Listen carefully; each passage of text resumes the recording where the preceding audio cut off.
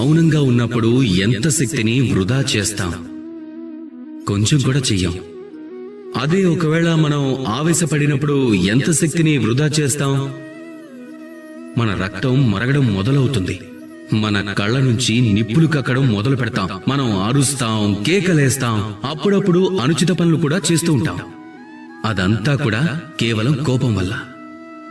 ఇప్పుడు ఈ కోపాన్ని మౌనంలోకి మార్చేయండి.